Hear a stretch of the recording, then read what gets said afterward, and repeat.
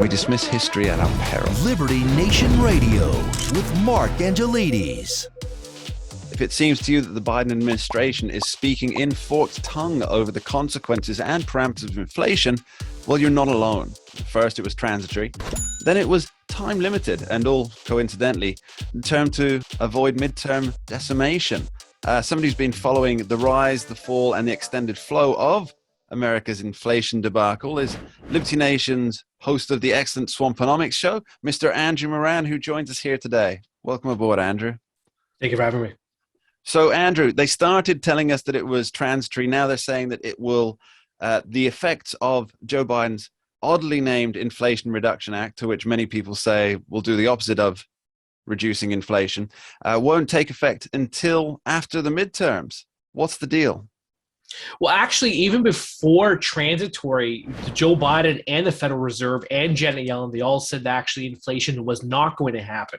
So that was even that preceded transitory.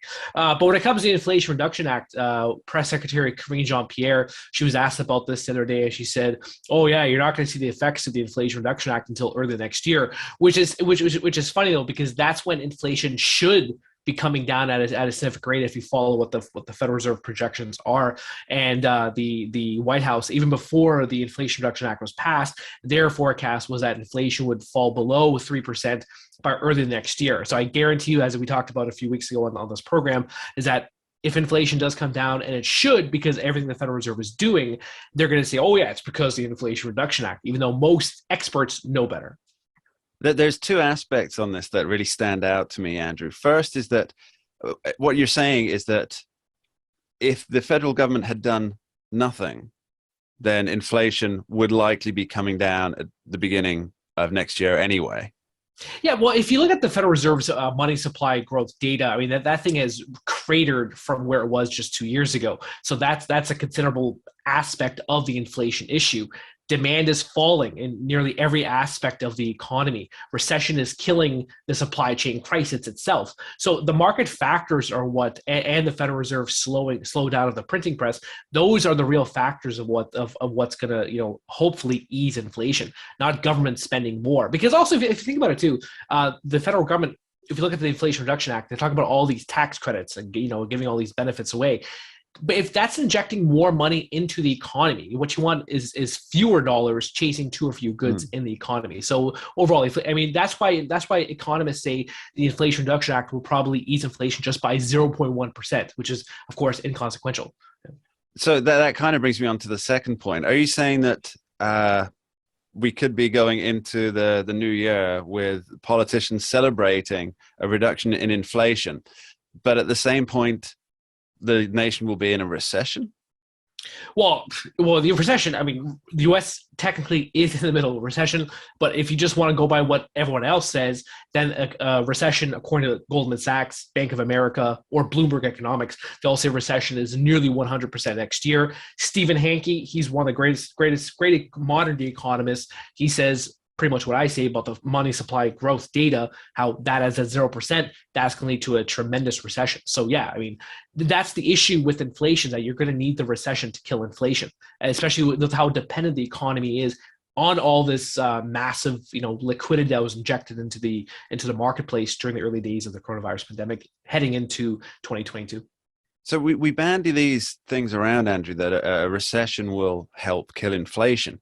But I think from my point of view, who doesn't understand the intricacies of the economics field, and I'm sure for many Americans, which one is worse, the inflation continuing along or to have a recession? Now, let's take this on a couple of different levels if we can. Sure.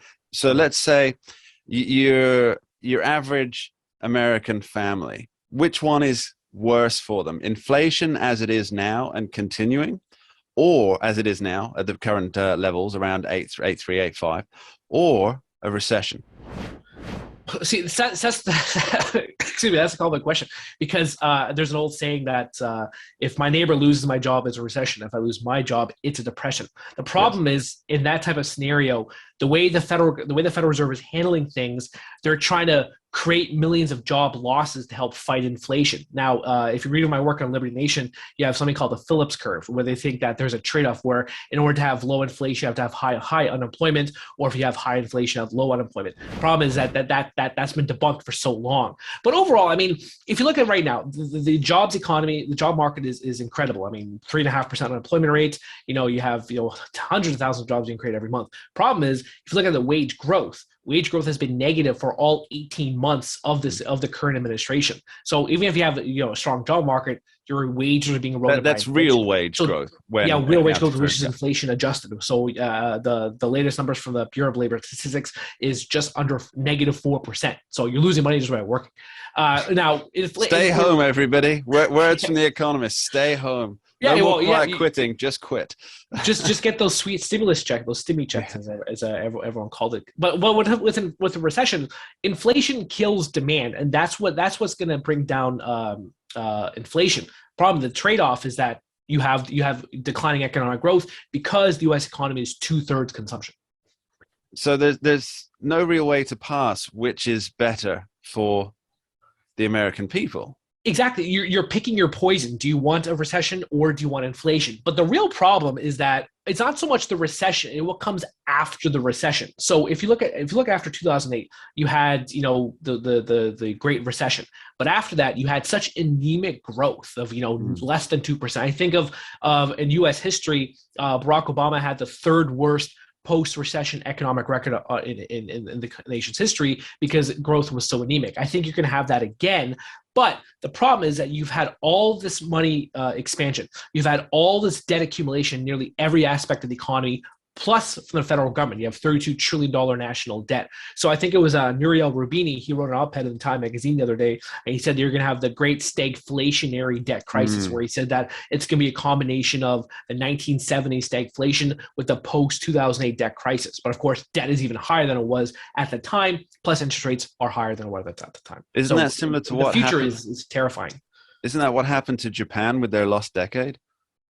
Yeah, exactly. Yeah, and what's funny too is that I wrote about that a couple of years ago. I said how the United States is going to have the 2020s. We're in 2020s right now. It's going to be the lost decade of the United States because of all this debt accumulation, stagnating economic growth. You look at all the economic metrics.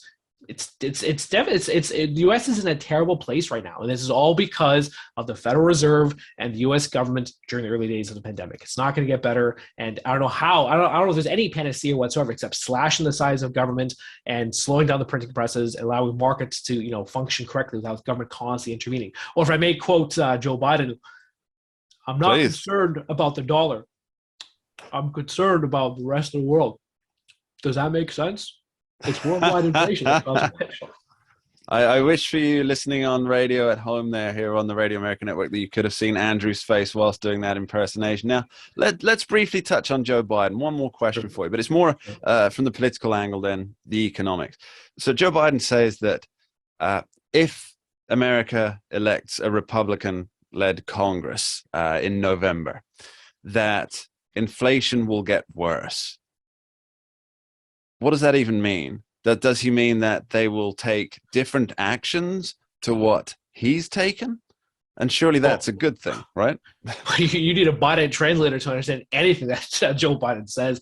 But yeah, I saw that comment too, and I don't know. I don't know how to answer that because I don't know what the Republicans could do when they're in Congress if they can make inflation higher. I mean, I've said before. I did a Swaponomics TV recently, a mailbag edition, and somebody asked me, "Oh, what could the Republicans do to help fight inflation?" And the only answer I could possibly think of is that they could act as obstructionists, whereby they could help stop the government from spending so much money, stop approving new spending. But of course, Republicans have a terrible track record that they'll probably just tergiversate and approve new spending. But hopefully, the GOP, the active obstructions. I guess with President Biden, it's more of a fundamental issue of what has been the contributing factor of inflation. He comes with all these different excuses when the root cause of inflation was just fiscal expansion, monetary expansion.